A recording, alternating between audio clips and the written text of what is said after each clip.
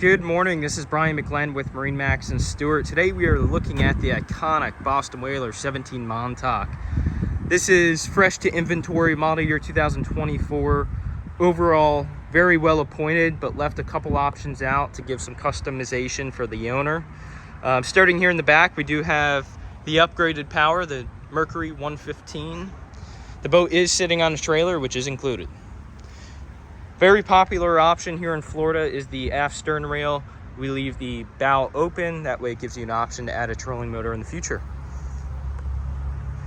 The 17 Montauk does an excellent job of maximizing space. For a 17-footer, you have a large cockpit behind the leaning post and console. Great for fishing and entertainment. And then we do have the option to install 2 aft bucket seats if you would like. As we move forward, we have a large bimini top to give you some shade as you're operating the boat. Pull out tackle drawers on the starboard side of the console. And as we come up to the bow, we have a included igloo cooler with a cushion for seating, and then a great bow arrangement with a anchor locker and fish box. You do have the option to put bow cushions on the forward casting platform.